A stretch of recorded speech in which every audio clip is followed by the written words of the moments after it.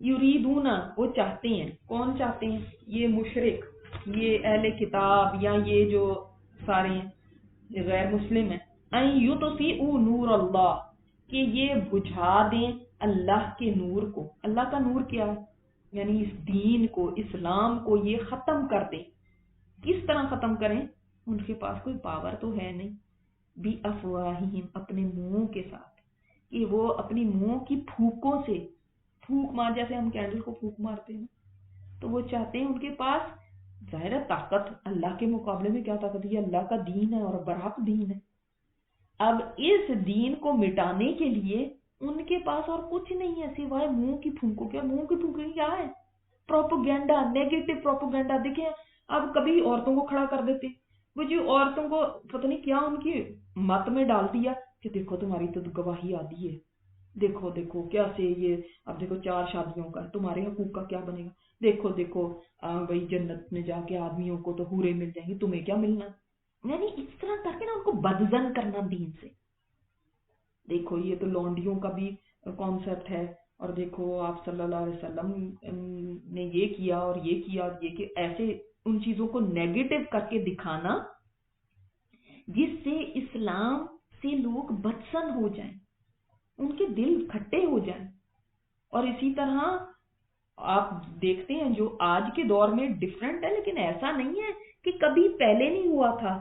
یہ آپ سوچتے ہیں آج سے شروع ہو رہا ہے، نہیں، کفر کی تو جب سے اسلام آیا، یہ ٹسل تو ہمیشہ سے ہے، یہ تو آدم علیہ السلام سے شروع ہوئی ٹسل، حق اور باطل کے درمیان جو مار کے آپ نے ہر نبی کے کہانی میں، قصے میں یہ بات دیکھ لی ہے کہ ہمیشہ مقابلہ حق اور باطل کا رہے گا۔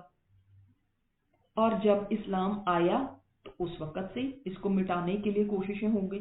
ہاں یہ الگ بات ہے، آج کی کوششیں ڈیفرنٹ طرح کی ہیں، آج میڈیا کا دور ہے، انٹرنیٹ پہ دیکھیں کتنے لوگ بیٹھے ہیں، ان کا کام ہی کیا ہے؟ لوگوں کو صرف اس دین سے بدزن کرنا۔ آج دیکھ لیں، پہلے کبھی اس چیز کا سنا نہیں تھا کہ یہ کبھی کامن ہو کہ کوئی حدیث کا انکار کر لے۔ آج دیکھ لیں کتنے سارے لوگ ہیں، آپ کے جاننے والوں میں بھی کئی لوگ ہوتے ہیں جو آگے سے کہتے تھے نہیں جو حدیث تو بعد میں لکھی، کہ تمہیں پتا کیا ہے حدیث کا؟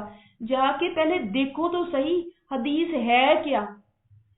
خدا کی قسم اگر آپ کبھی اس علم کو جاننے تو آپ کی عقل دنگ رہ جائے کہ یہ حدیث کیسے ہم تک پہنچی ہے، کیسے کتنے رجال کے پوری زندگیاں چھان ماری گئیں اور پوری زندگیاں ان کی محفوظ ہیں، ان راویوں کی جن سے حدیث آج تک پہنچی۔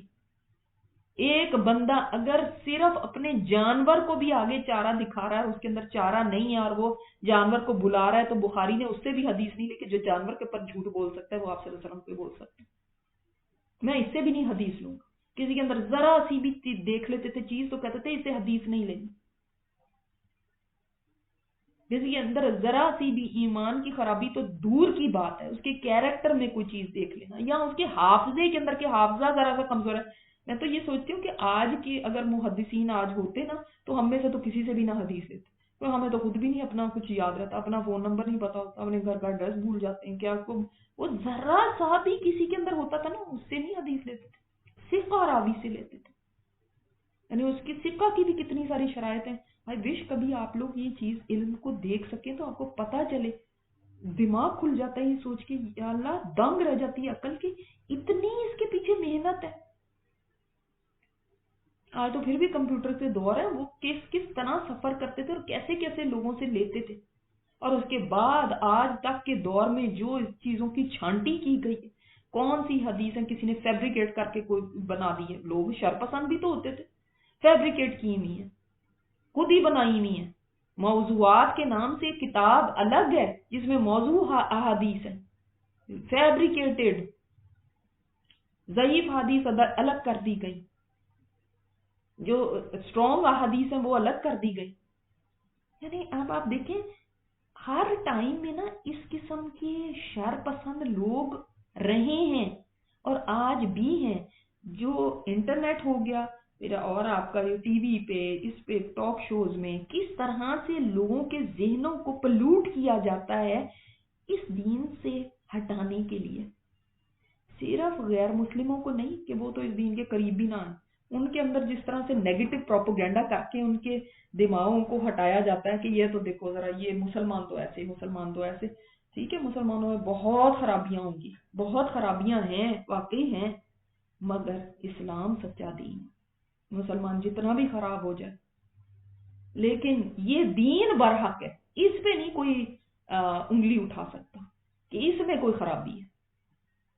آپ دیکھیں کہ وہ یہ باتیں ہی ہیں نا، یہ چاہے لکھ رہے ہیں وہ بھی باتیں ہیں، چاہے بول رہے ہیں وہ بھی باتیں ہیں، اپنے منہوں کے ساتھ اس کو مٹانے کی کوشش کر رہے ہیں.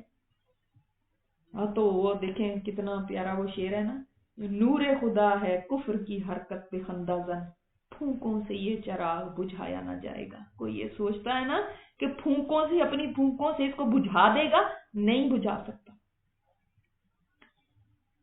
میں نے ایک ویڈیو دیکھی جس میں ایک پروفیسر ہمارے اسلامی ملک کا ہی، اللہ اکبر، کسی یونیورسٹی میں تھا، اور اس میں کیا کہوں کہ کس طرح وہ مذاق اڑا رہا تھا.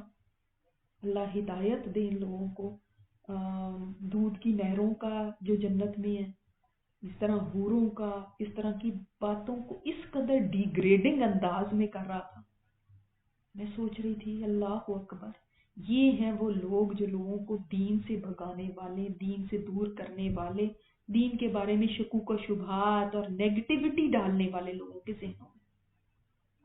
پہلے ہی دنیا میں ظاہر ہے مسلمانوں کا ایک وہ سٹیٹس نہیں ہے جو ایک وقت میں ہوا کرتا تھا. جیسے میں نے آپ کو حضرت عمر کی یہ بات بتائی، کیا بات ہوگی اس وقت مسلمانوں کی، کیا ان کا روب اور کیا ان کا دبدبہ اور کیا ان کی شان ہوگی کہ غیر مسلم خود یہ شرطیں ان کے آگے رکھ رہے ہیں کہ ہم یہ بھی نہیں کریں گے، ہم یہ بھی نہیں کریں گے، ہم آپ کے نیچے لگ کے رہیں گے، ہم ایسے رکھ کے رہیں گے. اور کیا آج کا وقت ہے جب مسلمان ایسے فقیر بن چکے ہیں کہ وہ ان کی چیزوں کو ایسے دیکھتے ہیں جیسے ترسا ہوا کوئی دیکھتا ہے کہ ان کا یہ بھی لے لوں، ان کا یہ بھی لے لوں، اس سے ہی میری کوئی شان بن جائے، میں ان کے کپڑے بھی لے لوں، میں ان کے طور طریقے بھی لے لوں، میں ان کے رسم و رواج بھی لے لوں، ہندوؤں کے بھی لے لوں، عیسائیوں کے بھی لے لوں، یہودیوں کے بھی لے، سب کے لے لوں میں. کیونکہ یہ خود فقیر ہے نا، جو خود پیٹ بھرا ہوا ہو وہ کسی کا نہیں کچھ لیتا. جی ہاں، جب مسلمانوں کی وہ شان تھی دنیا میں، اور اللہ تعالیٰ ہمیں اور ہم نہیں تو ہماری نسلوں کو اللہ عروج دکھائے اسلام کا، کہ جب اسلام عروج پہ تھا تو وہ لوگ ہماری چیزیں دیکھ کے وہ لیتے تھے، وہ پہننا چاہتے تھے وہ چیز، تو وہ کہہ رہے ہیں نہیں ہم وہ نہیں چیزیں پہنیں گے، ہم وہ کپڑے نہیں پہنیں گے، ہم مسلمانوں کی نقل نہیں کریں گے، وہ نیچے ہیں. آج دیکھو یہ نقل کرنا جو ہے نا، یہی بتاتا ہے کہ تم کہاں کھڑے گئے ہو، یہی بتاتا ہے کہ تمہارے اندر خود کچھ نہیں رہ گیا، اس لیے تم ان سے چیز لے لے کے اور اپنے آپ کو بڑی چیز بنانے کی کوشش کرتے ہیں. کیونکہ اپنے دین میں آپ کو وہ کانفیڈنس نہیں ہوتا نا، جب کہ یہ ہے میری شان، یہ ہے میری آن، یہ ہے میری عزت. جب آپ اس کو عزت کی چیز نہیں سمجھتے، اس کو شان کی چیز نہیں سمجھتے، تب آپ دوسروں سے جا کے چیزیں لیتے ہیں نا. ورنہ جس کو اپنے دین میں پرائیڈ ہو کہ میرا دین اس سے بڑھ کے کیا چیز ہے، وہ کبھی بھی نہیں کسی کی چیز لے گا. تو یہ چاہتے ہیں کہ اپنی پھونکوں سے اس چراغ کو بجھا دیں، اپنی پھونکوں سے اس دین کو مٹا دیں، اور اللہ اس کا انکار کرتا ہے. اللہ تعالیٰ یہ نہیں چاہتا، یہ چاہتے ہیں. اللہ تعالیٰ تو کیا چاہتا ہے؟ اللہ تعالیٰ نہیں چاہتا یہ، اللہ تعالیٰ اس کا انکار کرتا ہے. الا ان یتم نورہ، مگر یہ اس کی چاہت کیا ہے؟ وہ اس کی چاہت یہ ہے کہ پورا کر دے اپنے دین کو، اپنے نور کو. یہ نور کس کو کہا گیا؟ اللہ کے دین کو. یعنی اس کو کلیئر کر دے سب کے سامنے، اور اس کو سب ملاوٹی دین جو پہلے تھے ان سے پاک کر دے. جب آپ صلی اللہ علیہ وسلم آئے تو کتنی طرح کے ادیان تھے، سب گمراہی پہ مبتلا تھے، سب. جو کوئی اپنے آپ کو دین ابراہیمی پہ کہتا تھا وہ بھی شرک میں پڑا ہوا تھا، جو عیسیٰ علیہ السلام کے دین پہ، موسیٰ علیہ السلام، سب رستے سے ہٹ چکے تھے. لیکن اللہ تعالیٰ نے اپنے دین کو مکمل کیا نا، پھر مکمل کر دیا. چاہے کتنا ہی کسی کو برا لگے، ولو کرہ الکافرون، چاہے کافروں کو یہ چیز ہضم نہ ہو، چاہے وہ یہ اس کے راستے میں کتنے روڑے اٹکائیں، اللہ نے اپنا دین مکمل کر کے رہنا اور اس نے کر دیا. سبحان اللہ. تو اب یہ دین ہے جو قیامت تک کے لیے ہے اور اس کو کوئی مٹا نہیں سکے گا. کتنا ہی نیگیٹو پروپیگنڈا اس کے خلاف کرتے رہیں، اس کو مٹا دینا کہ یہ نہ ایگزسٹ کرے یہ نہیں ہو سکے گا.